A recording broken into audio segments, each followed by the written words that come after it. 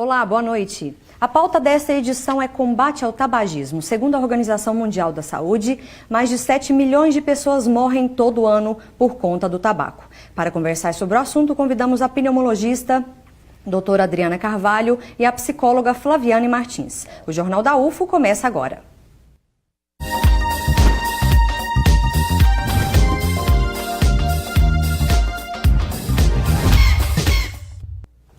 De acordo com o Instituto Nacional do Câncer, no Brasil são quase 430 mortes por dia por causa do tabaco. Por outro lado, muita gente já conseguiu largar o vício. Vamos ver na reportagem. Depois de 20 anos fumando cigarro de nicotina, Éder conseguiu parar em 2012. Eu sentia que fazia mal mesmo, então decidi parar por conta própria minha mesmo. Hoje em dia ele já não sente falta, mas conta que no início foi mais difícil. Realmente a gente sentia muita falta, né? Porque não é fácil não. Vou te dizer para vocês, não é fácil não, mas tem que ter atitude, que senão não para. Éder é um exemplo do que mostram as estatísticas. Em 25 anos, diminuiu o número de brasileiros que fumam todos os dias. De 1990 até 2015, a quantidade de homens fumantes caiu de quase 30% para uma média de 10%. Mulheres também deixaram de fumar. Na década de 90, aproximadamente 20% delas fumavam. Em 2015, menos de 10% tinham o hábito. Ana quer fazer parte dessa estatística dos que abandonaram o cigarro e está sem fumar há 15 dias. Para ela, o vício é sinal de outros problemas. O vício, ele nada mais é do que o sintoma de um transtorno psiquiátrico que você já tem. Só que aí, o que você precisa extravasar ele de alguma forma. Então, ao invés de você sair da casinha, perder a noção da realidade, você vai para um vício. Pode ser um vício de chiclete, de trabalho, é uma fuga. O vício é uma fuga. Você tenta fugir da realidade de alguma forma. E o que acontece com o cigarro? Ele te traz aquela sensação de paz. Você acha que você está meditando, mas é uma falsa sensação de euforia.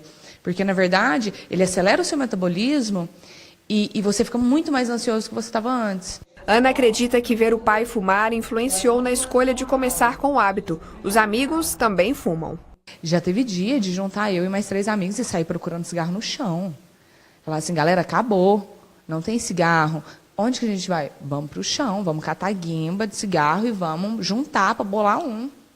Sabe? Então, você chega a um momento ali que você fala, cara, o que eu estou fazendo da minha vida? Eu já fumei liguinha, porque tem a liguinha do cigarro de palha, veio dentro e eu não vi. Tem coisa no cigarro ali que você não vê, que você fuma. Você fala, cara, o que é isso que eu estou fumando? Sabe? Então, o ambiente, ele influencia muito, mas você também busca um ambiente propício a você. Fumar atrapalhou a vida profissional da Ana, que é cantora e terapeuta holística. Por isso, decidiu parar. A estratégia foi usar adesivo de nicotina e medicamento ansiolítico. Eu precisei.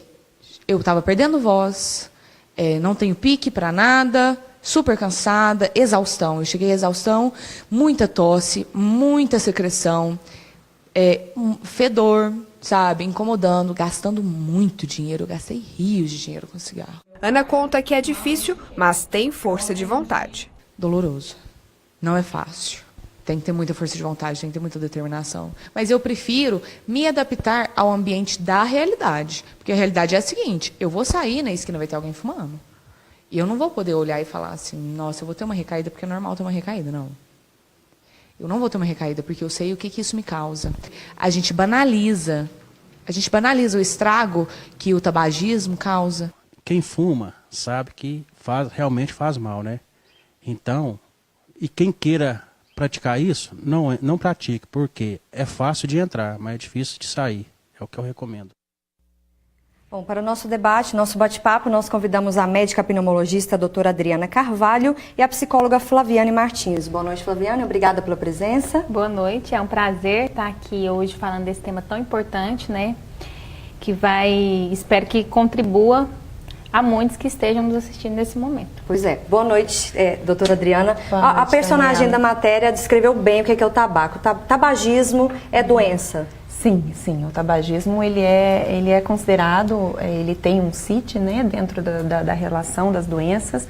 O tabagismo ele é considerado uma doença, né?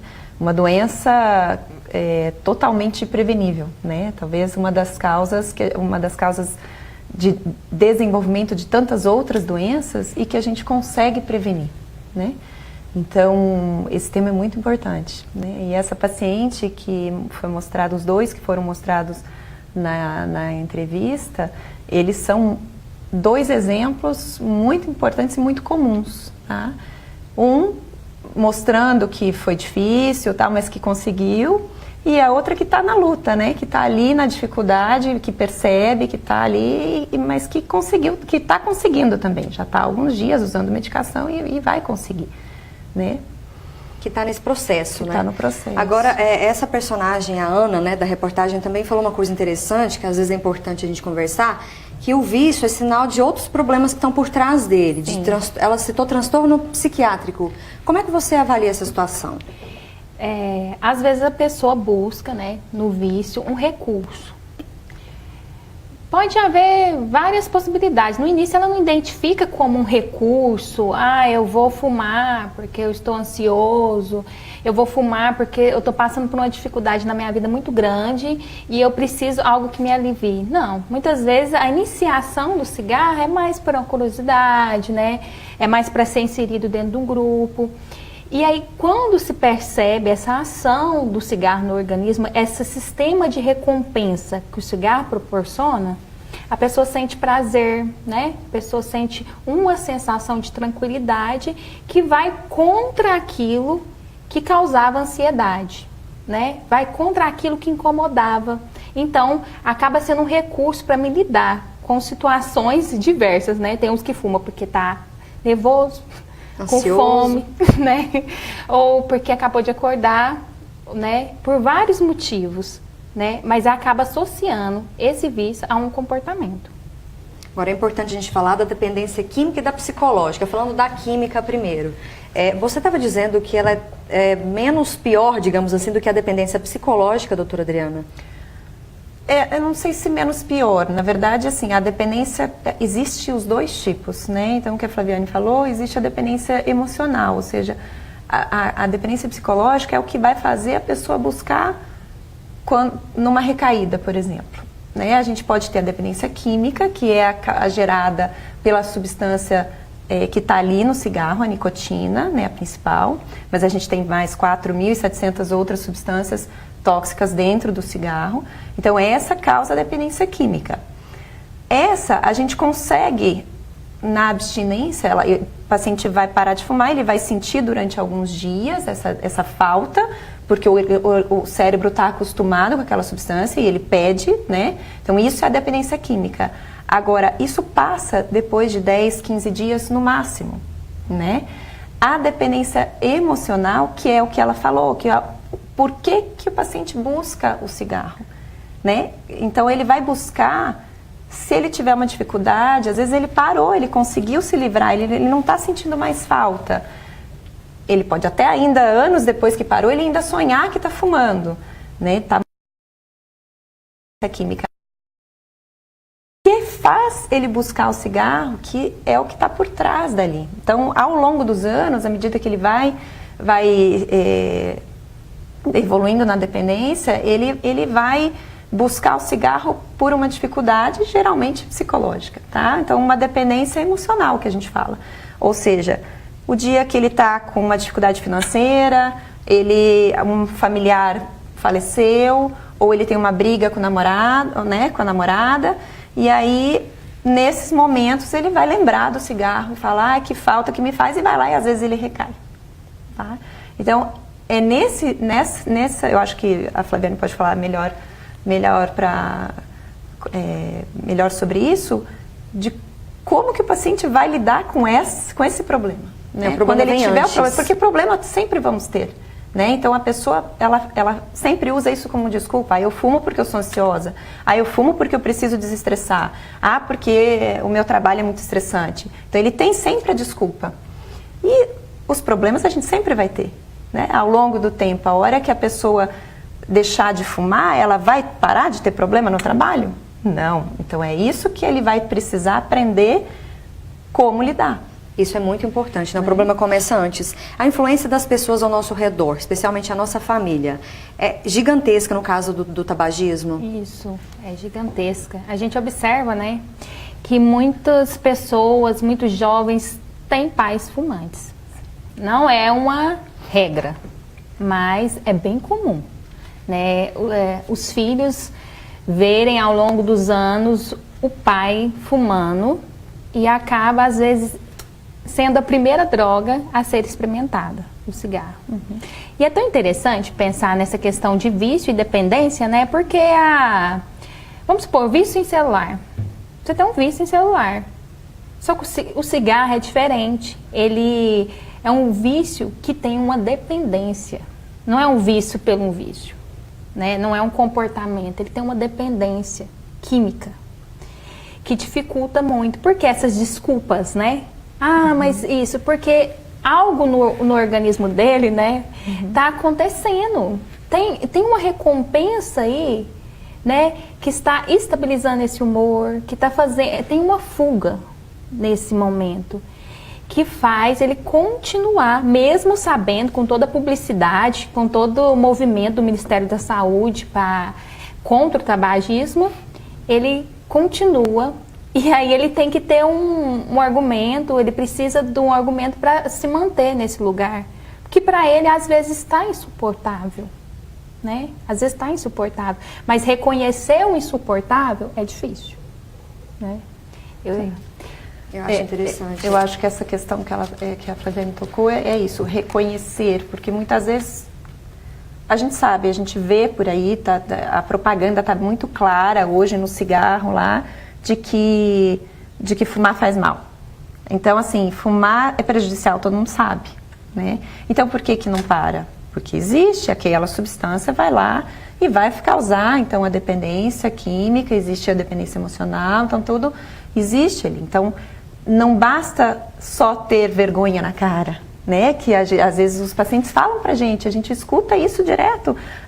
Tudo bem, doutor, eu preciso parar, eu tenho que ter vergonha na cara. Não é nada disso, a gente sabe que não é, né? Porque a gente sabe que é muito mais do que isso. O paciente, um sacrifício, né? Então a gente, quando vai trabalhar com o paciente para parar de fumar, a gente vai ensiná-lo a se despedir realmente. Então é um processo que vai acontecer, né? E isso, assim, eles sabem, eles falam para nós, eu sei de tudo isso, não adianta me falar. Mas não consigo. Mas eu não consigo. Mas existe o que a gente fala das diversas fases que o paciente tem que estar passando para aceitar parar de fumar. Então tem a fase de negação, né? Que a fase de negação, ele não acha que aquilo vai fazer mal, que ele precisa parar. Existe a fase que ele começa a pensar no assunto, pode ser, mas eu não consigo, é muito difícil. E existe a fase contemplativa, que a gente fala, o paciente vem buscar ativamente aquela ajuda. É esse paciente que tem mais chance de sucesso. Tá? Não que nós devamos não intervir nos anteriores, nas fases anteriores, mas a fase contemplativa é a que vai fazer o paciente ir adiante, né? Então, a cada consulta, quando a gente pega o paciente que fuma, a gente vai comentar, a gente vai falar, a gente vai agir para fazer esse paciente chegar nessa fase contemplativa. E da contemplativa passar para a fase de ação. E o caso dos fumantes passivos, doutora? E precisa ter uma recorrência de respirar a fumaça, entende? A vida inteira? Sim. Ou um episódio basta? Como é que é essa questão? Olha, o tabagismo passivo, ele é considerado também causador de diversas doenças, tá? Agora, essa quantidade é muito difícil a gente estabelecer. Tá? Mas a gente sabe que o tabagismo, por exemplo, o tabagismo na gestante, o tabagismo de um pai e uma mãe na criança, desenvolvimento de alergias, tudo isso é comprovado. Tá? Agora, dizer quanto a pessoa tem que fumar 20 anos na minha frente para dizer que eu vou desenvolver doença, é muito difícil a gente falar. Tá? Não tem como especificar isso, porque cada um, estatisticamente, em forma de trabalho, você identificar isso é muito difícil. Não é igual ao cigarro, que a gente sabe que fumando tanto durante tantos anos é mais prejudicial. Ok, já a gente continua a nossa conversa. Antes, vamos à previsão do tempo para amanhã.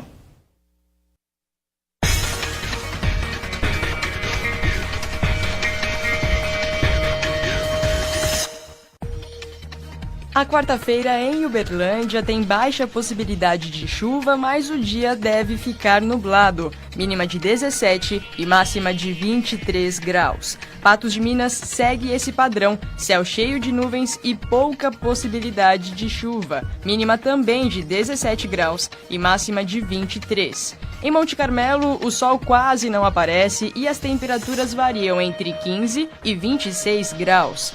Em Tuiutaba também, céu nublado com curtas aberturas de sol e os termômetros devem marcar mínima de 19 graus e máxima de 30. Em Uberaba, as nuvens predominam e pode chover sim, mínima de 17 e máxima de 23 graus. Vamos para um rápido intervalo e na volta continuamos com o nosso bate-papo. Tem também mercado de trabalho com oportunidades de estágio e emprego aqui em Uberlândia. É daqui a pouco.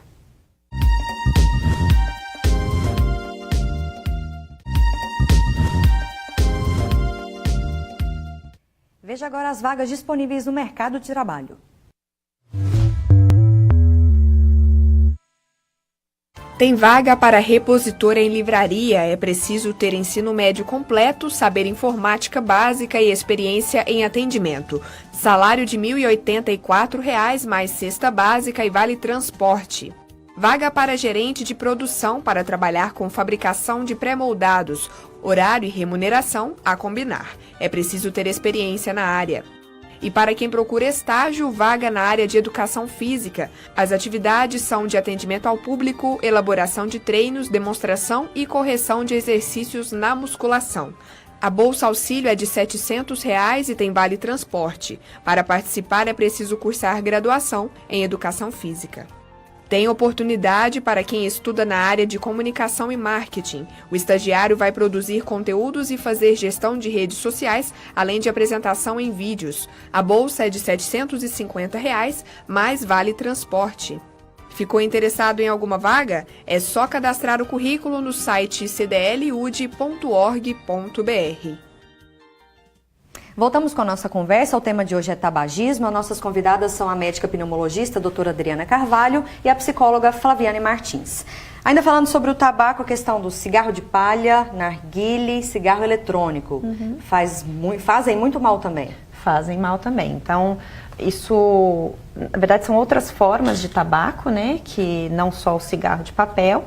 Mas a gente sabe, por exemplo, o cigarro de palha, que é muito ainda hoje aqui no nosso meio, em Minas, ainda é muito utilizado o cigarro de palha. E a diferença dele, os pacientes acham assim, ele é mais natural, eu fumo menos quando eu fumo o cigarro de palha. E a questão é o seguinte, você fuma menos porque ele te sacia mais, mas ele é mais longo. Então você fuma menos cigarro, mas você está fumando mais quantidade, tá? A gente nós fazemos a conta que um cigarro de papel equivale a um de palha equivale a 4 de papel. Então às vezes o paciente fala, eu fumo só 4, 5 por dia do de palha. Ele está fumando quase um maço do de papel, tá? Então para nós dizer que fumar cigarro de palha não é melhor, não é mais natural, não é mais fraco, tá? Ele é até mais forte. Com relação ao narguile, ele está mais em voga entre pelas reuniões sociais, os adolescentes. A gente sabe que fumar 1 hora, você inalar aquele vapor durante 1 hora equivale a 100 cigarros de papel, tá? E o cigarro eletrônico, ele é outra forma também, ele não é o cigarro, não é a nicotina, a substância em combustão, ele é um vapor inalado. E pode, às vezes, alguém falar para você que o cigarro eletrônico não tem nicotina, alguns realmente não tem, mas tem outras substâncias que são também tóxicas.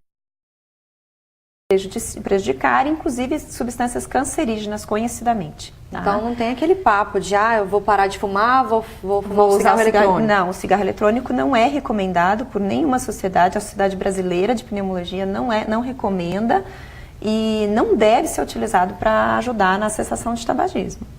Tá? Ok, agora tratando sobre abstinência, ainda falando sobre abstinência, Flaviane, é possível tratar essa parte do processo com terapia? Sim, é muito importante que a pessoa que tenha interesse em parar de fumar, né, Adriana, faça esse acompanhamento multidisciplinar, né? Um acompanhamento com um médico, um acompanhamento com um profissional, né, um psicólogo, e também que a família participe desse processo, né? Porque não adianta, porque a pessoa entra muito inseguro, né? Ele entra inseguro, ele quer parar de fumar, mas ele tem medo do que as pessoas vão pensar dele. Nossa, e se eu não conseguir? Aí eu vou ter que encarar as pessoas e falar que eu não consegui. E aí eles vão, né, Adriana, voltar. Você não tem vergonha na cara? Como que você não consegue parar de fumar? É só parar, né? Então, o auxílio da medicação junto com a psicoterapia vai ajudar a pessoa a ressignificar aquilo que é difícil para ela. Ressignificar esse momento. Porque a gente estávamos falando, né, Adriana, 30 dias, né, difíceis que a pessoa vai passar com essa abstinência, com esse processo. A pessoa vai ter que aprender a desvincular da rotina dela, dos comportamentos dela, a associação que ela fez com esse cigarro, né? A questão de tomar café, fumar um cigarro.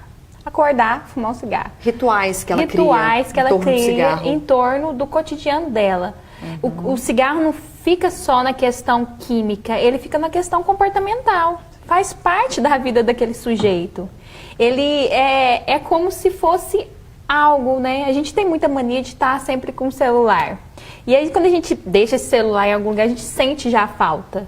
Isso. O cigarro seria, assim, um intensificador maior, porque aí você fumou, deu aquela sensação de ansiedade, ou de desprazer, né? Ou de felicidade, você quer compartilhar com o seu cigarro. Você quer fumar um pouco para poder desestressar ou poder aguentar. Tem gente que fuma, que tá com fome. Fala assim, eu tô com muita fome, eu vou fumar pro meu apetite aguentar até a hora do almoço.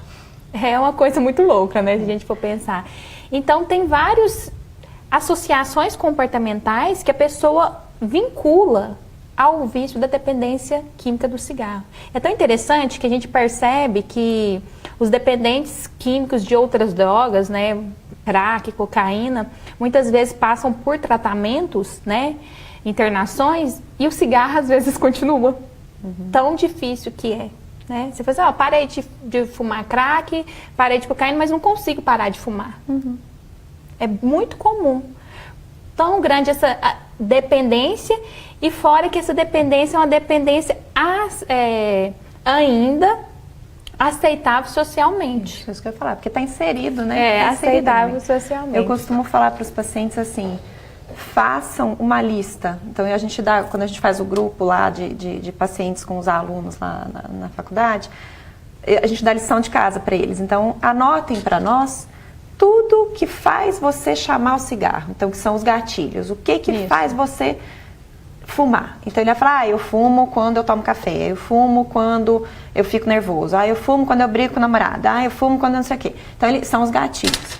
E o que você percebe que é automático? Então, se ele vai passar pela sala e o cigarro está ali, ele já passa e pega, né? Ou se ele entra no carro, já liga o carro já com o cigarro na mão. Então, isso é automático.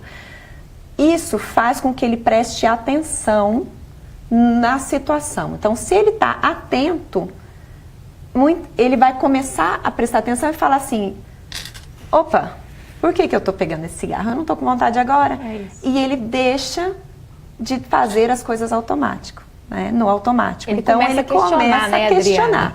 E ele presta atenção. Então, isso vai trazer ele para a realidade e falar, não, eu não preciso agora. Então, às vezes, só de fazer isso, ele já reduz. Em vez de estar fumando um maço, ele fuma 10. E aí ainda tem a questão da abstinência, né? Então, assim, poxa, mas aí eu sinto o que ele vai sentir, o que a abstinência faz, a falta do cigarro. Além de tudo isso, que é a questão comportamental, que vai fazer ele pegar automaticamente o cigarro, ele vai sentir a falta. Então, o que a falta da nicotina vai fazer? Dor de cabeça, ele vai ficar ansioso, ele vai ter tremedeira, ele pode perder o sono, ele pode ficar insone, ou ele pode ter sono demais, ele vai ter vontade de chorar. ele vai ter vontade de brigar, né? Às vezes ele fica explosivo, ele fica irritado. Então, assim, a família é importante, porque às vezes a família fala assim, nossa, volta a fumar. Vai lá, eu vou comprar um cigarro para você que você está muito chato. Né? Então, tudo isso auxilia o paciente a não conseguir. Né? Então, a gente tenta dessa forma. Então, não é uma consulta, não é um planejamento. Eu falo para eles assim, para parar de fumar, a gente tem que planejar, a gente tem que pedir ajuda e tem que se programar. Né? Então, prestar atenção já vai fazer ele pensar e aí, sim, ele vai entrar para o plano de ação. Não, tal dia eu vou parar de fumar. E como que essa escolha vai ficar efetiva, né, Adriana? Sim. Porque há um sentimento de medo. A pessoa tem medo de fracassar, medo de não suportar a angústia de ficar sem esse cigarro. Sim.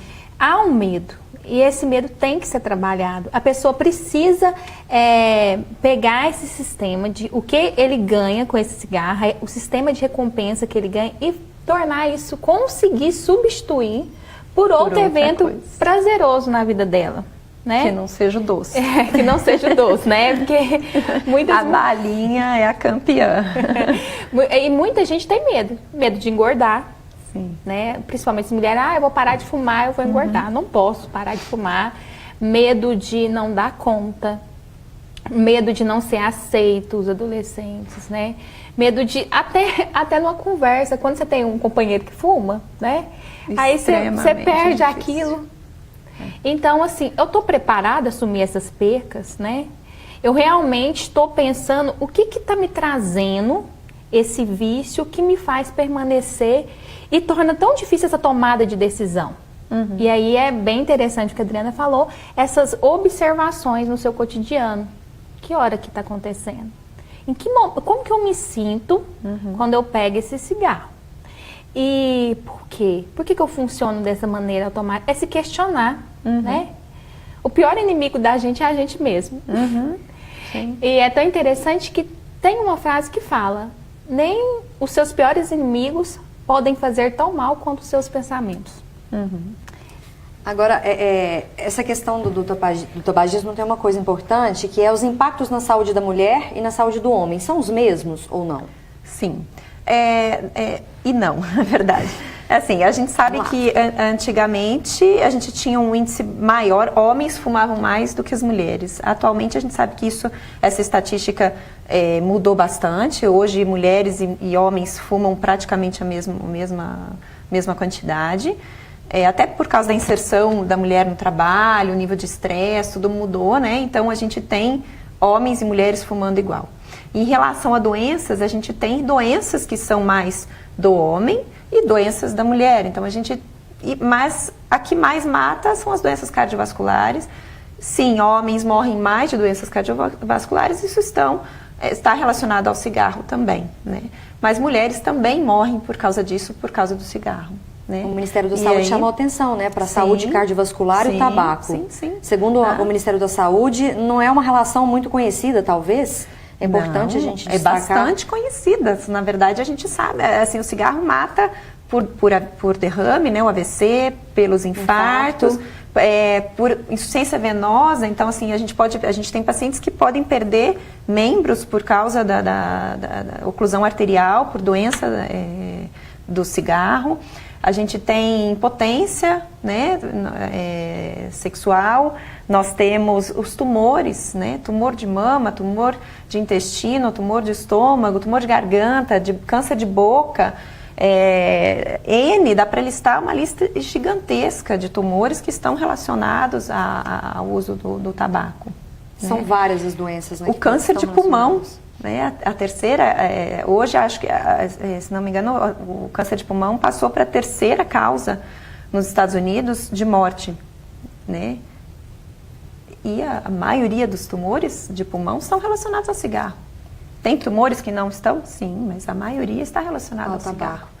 Como parar de fumar, passo a passo? Quanto tempo leva? A retirada gradual é a mais necessária? Parar de uma vez? Como que fica isso?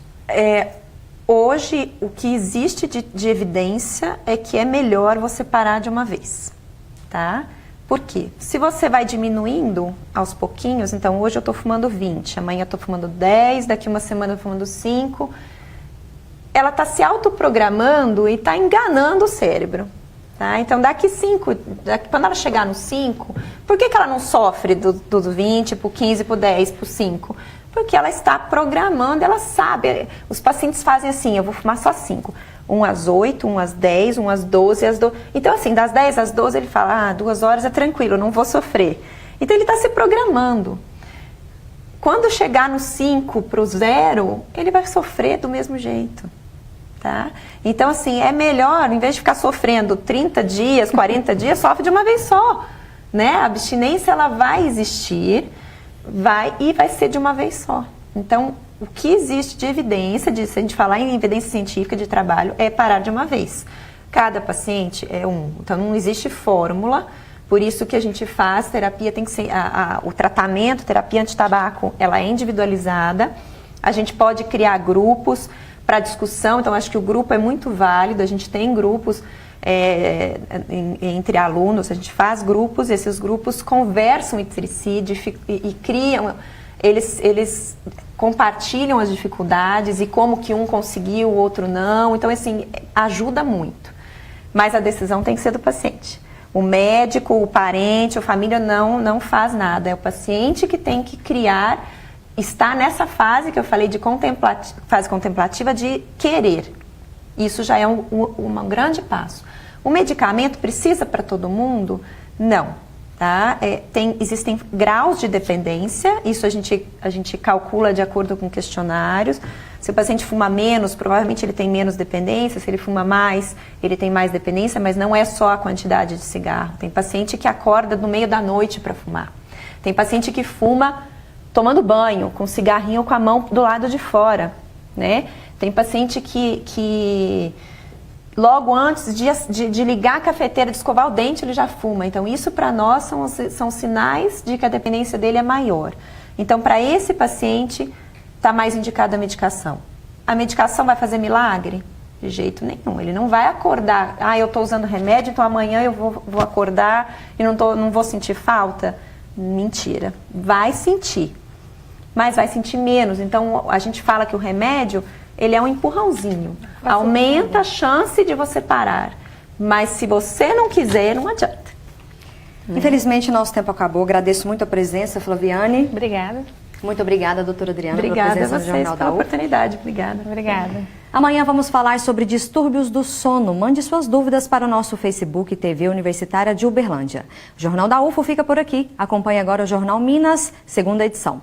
Uma boa noite para você.